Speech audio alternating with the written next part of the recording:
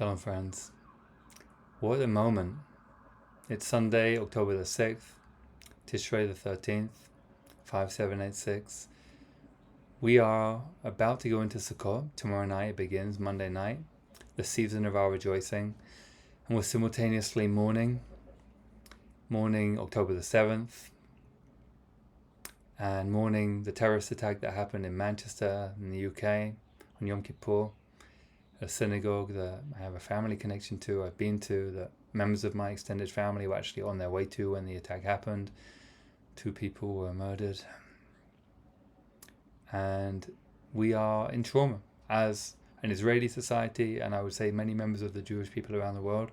We're not in post-trauma from October the 7th. We're still in trauma because really it's been one long episode since then of the war and its horrific consequences. So we're holding so much, and we're about to go into Sukkot. So what's this got to do with our spiritual practice and Sukkot?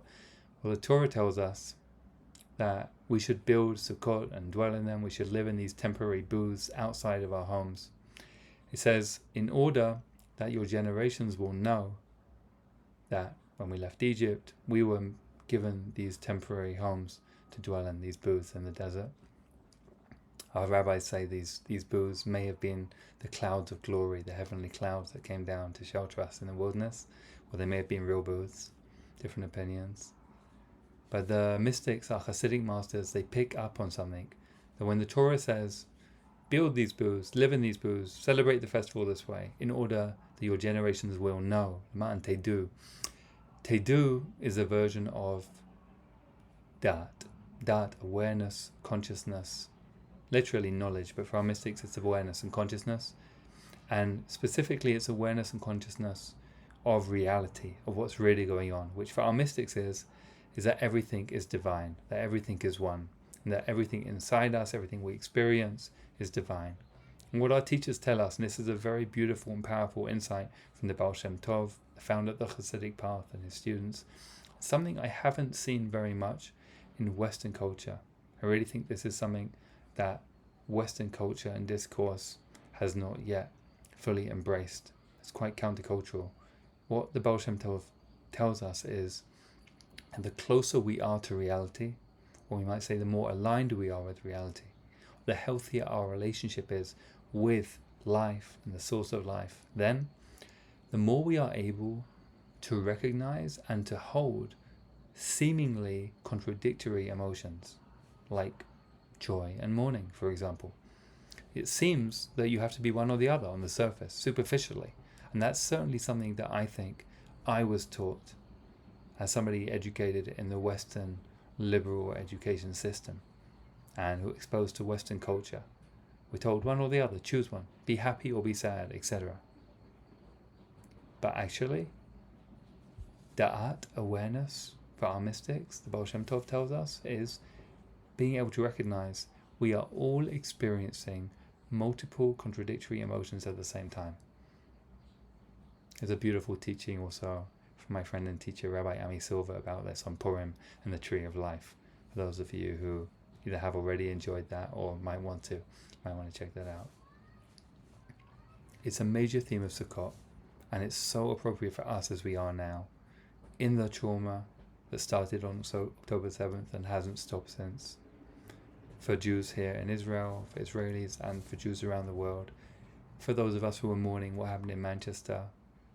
And for those of us also who are daring to hope, we might, and this might already have changed by the time you watch this video, we might at the moment be seeing the possibility of hope that Trump's peace plan might actually yield fruit.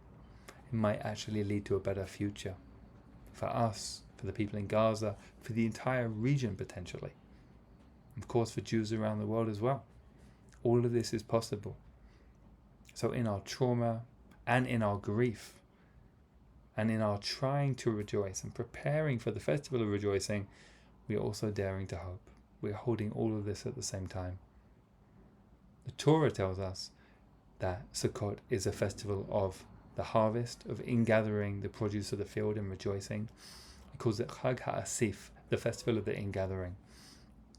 Asif is also a word used in the Torah and throughout our tradition for death, in gathering in our days, gathering in our life at the end of our life.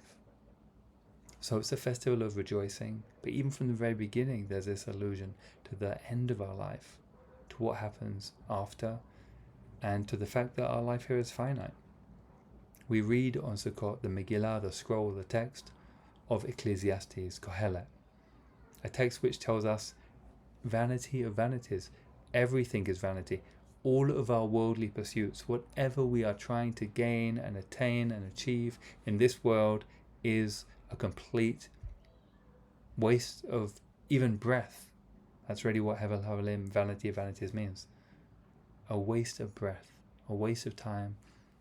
What are we doing here? Running around on our little hamster wheels. That's what Ecclesiastes challenges us with. It's possible to read the text in other ways. In the end, there's another message. But it challenges us very seriously to say, what are we doing with our lives? Is there a point to our lives? Are we in tune with the meaning of our lives? Is there something bigger than our worldly pursuits? Are we more than just responding to conditioning to try and attain more, to satisfy our ego desires, to impress other people, and so on?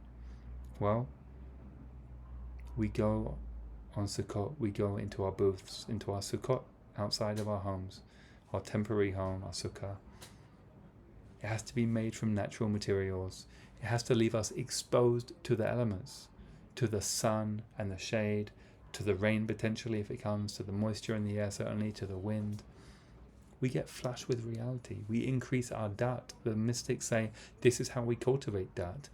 We embrace this embodied mitzvah that our whole body goes into. One of the only mitzvot, one of the only commandments or connections that our whole body is inside, like a mikveh, a ritual bath. And we get flushed with reality.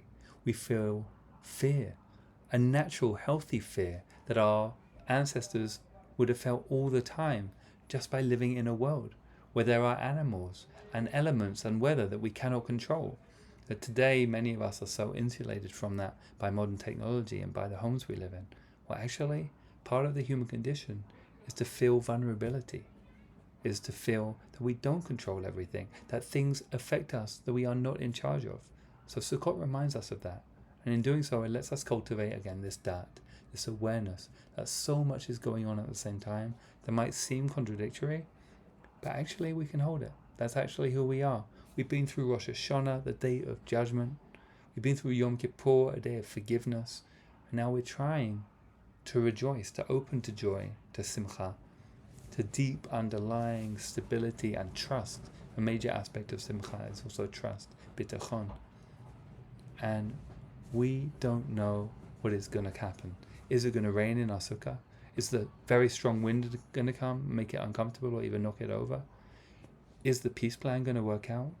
Are we going to stay inside the trauma of this war and our post-October 7th world for another year, for another 2 years?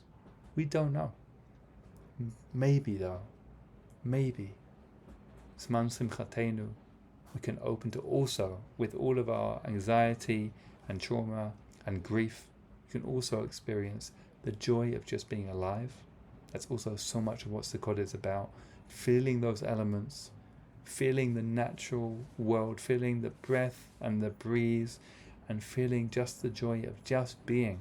It's really what Kohelet is also about also. When he's saying, all the things we pursue are so fruitless and meaningless.